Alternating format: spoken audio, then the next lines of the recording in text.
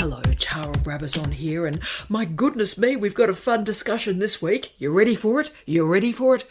Menopause. Yes, menopause. Now, I know this may not sound like excitement central, but the amazing Professor Priscilla Dunk-West is developing a research project, a transformative research project that demonstrates how innovative approaches and new ways of thinking can build knowledge that is meaningful, provocative, fascinating, and can actually change our views on the subject, and I would also argue change policy. For women of my generation, Generation X, we were third wave feminists. We ploughed our way through Germaine Greer's The Change.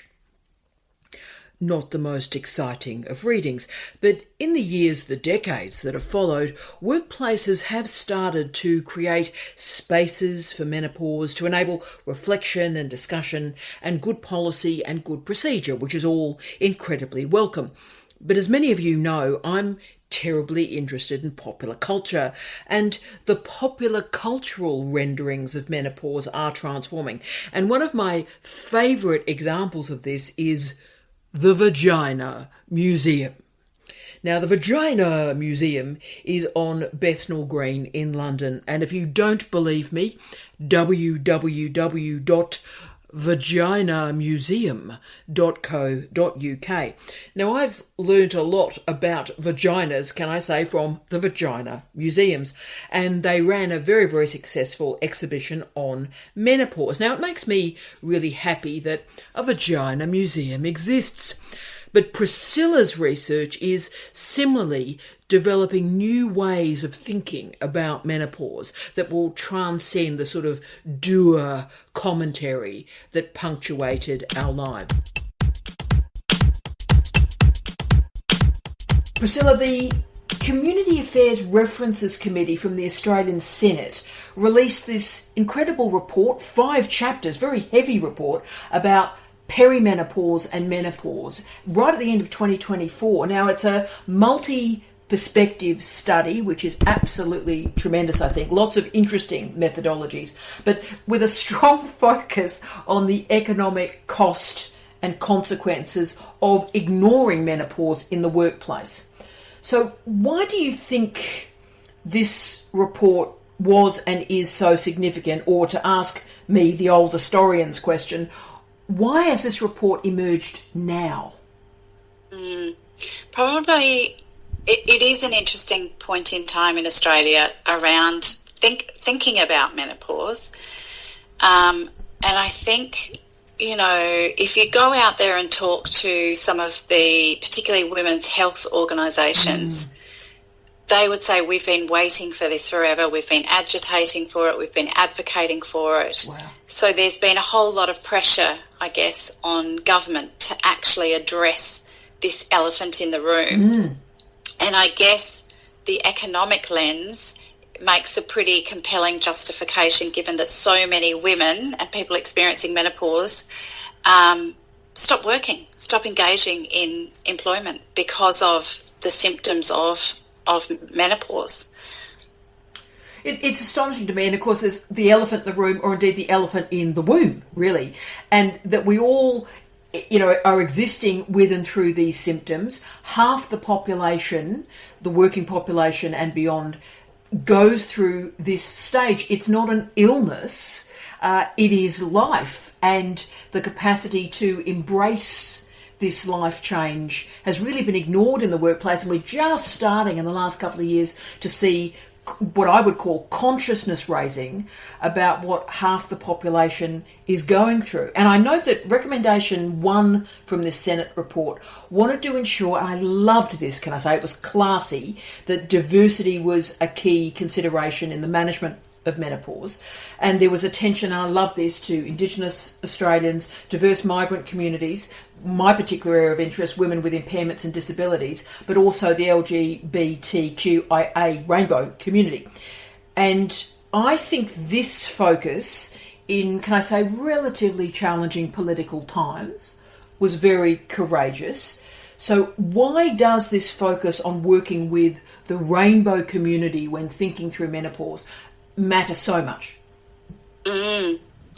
Big questions. I mean, I think I think you're right in pointing to this as a stage of life. Yeah. And so I think the pressure around, menopause research that's needed, the pressure around, are our services and workplaces fit for people going through menopause? What are the costs of ignoring it, and so on? Go to social media. Everybody's talking about menopause, right? And so, once again, ahead of the game in social media, people are talking about it, and people are talking about the importance of talking about it. So you've got your celebs writing books about, menopause, and the which is great around that consciousness raising, but it does set us up in terms of seeing the answer to the problem of ignoring menopause as being about speaking about it. So if we just talk about it, it will fix itself. No, we don't need to just talk about it. So we've got to be careful of some of those dominant discourses coming through around nobody told me what was coming, or I had no idea. Completely valid, but just telling people that this is coming is not going to address the needs that people have around menopause. And so what we need to do is see menopause as part of the life course, as we would, the onset of menstruation, as we would childbearing and rearing, as we would older age. And so there's a person called I think it's Westwood, that talks about menopause is a perfect coming together of sexism and ageism. And so think about some of those experiences that women have across the life course. That's going to look no different in menopause. And so we can't ignore those social conditions within which menopause happens. So some of the social conditions include things like ableism and racism and homophobia. And so I agree with you. I think the report pointing out the intersectional experiences of people going through menopause is a really important lens to put on it. And I think for the queer community, I think in particular that relates to the way that menopause can be framed as a sort of heterosexual thing that's associated with heterosexuality and patriarchy and, the family, and so associated with those sorts of things. We don't know much about queer experiences of menopause. There's some work being done in New South Wales, for example, but in Australia we don't know a lot about people's experiences within those communities. The other thing is that we have a health lens that's applied to menopause, and so the health lens medicalises this life stage that we talked about. And so what you get in research is the sort of the forgetting about or ignoring the other ways that people might engage or cope with or be resilient to some of the challenges that menopause might bring. And so that's why it's so important to do research by social researchers that looks at people's experiences of menopause. So, for example, if we're thinking about the queer community, what does that look like for people? How do people utilise community, for example? How is knowledge translated and passed around? How do people access information? How do they access support? What are their experiences or our experiences of working life in institutions? And so that intersectional lens, I think, is super important when thinking about menopause. But as you say, this is a kind of landmark thing that's happened. It's a line in the sand, I guess, with this Senate report. It does call for more research. We need to know more. Look, we do. And Priscilla, when I was prepping for our conversation today, and I have a level of excitement talking about this topic that is beyond belief. I'm excited about this because I've always said, and you know this, that, ageing is not a disease. I really want to take the medicalised lens off a lot of these discussions. And, of course, I do a lot of work with impairment and disability.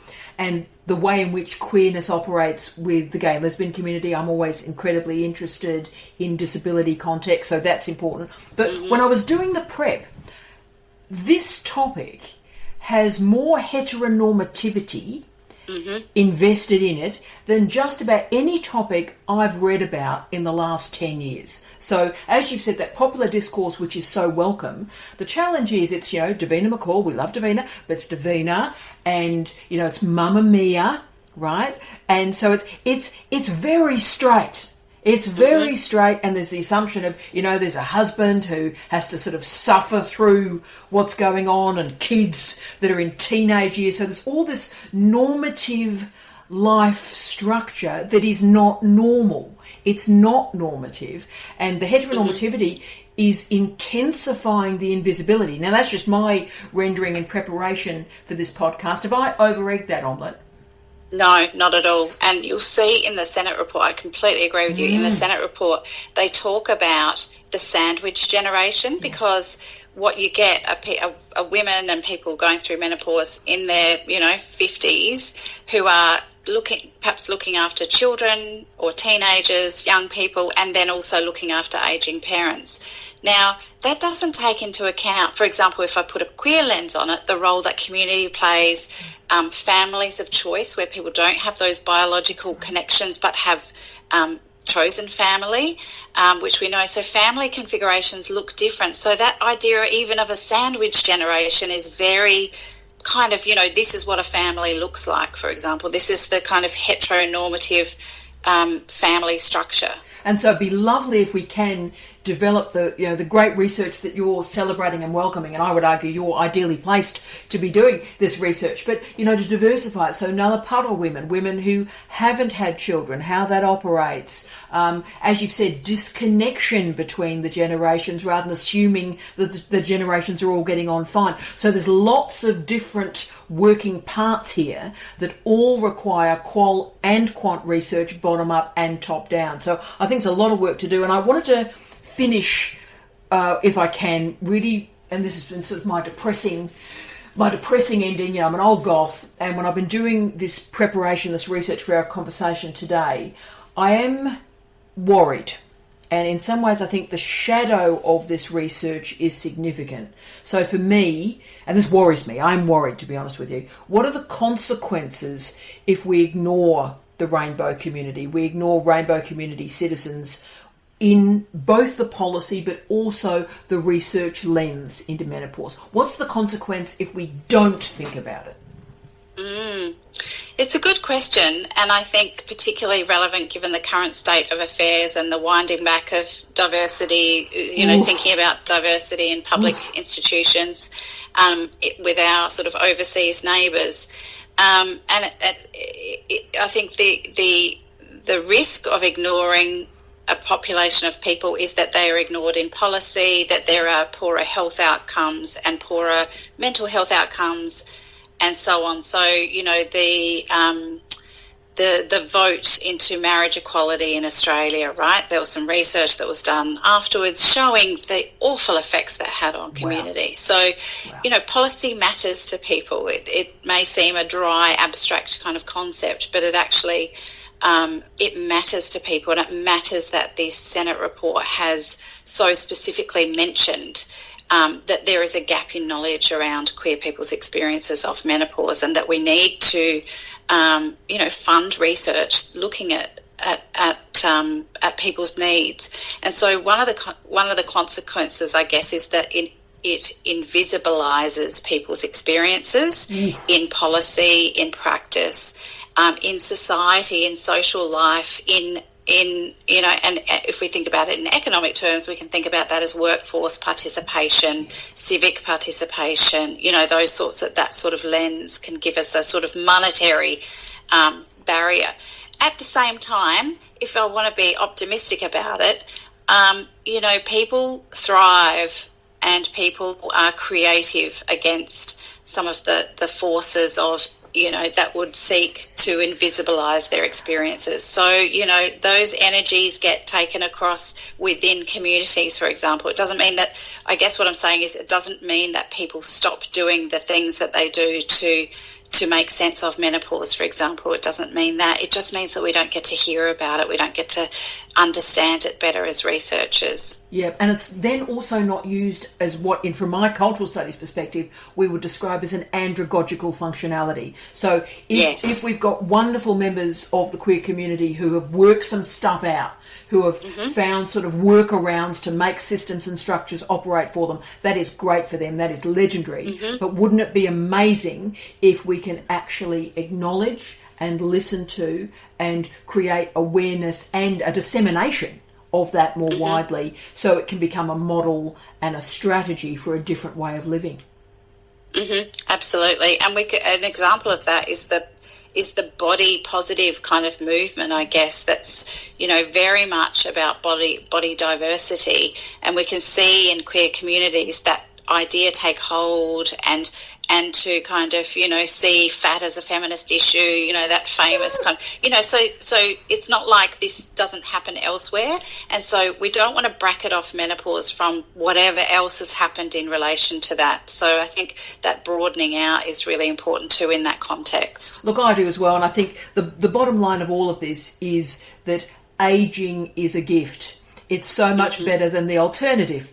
And the gift of ageing, instead of medicalising it and using what I would describe as a deficit model of ageing, discuss an enabling model and ensuring that menopause is a moment, a stage, a moment of consciousness, a moment of pivot in a life that requires support and strategies and structures, but also is enlivening and can enliven citizenship. So I think all the interesting work you're doing at the moment is transformative, not only of the workplace and economics, neoliberalism 101, but I think is enlivening of citizenship as well. So I thank you for this conversation.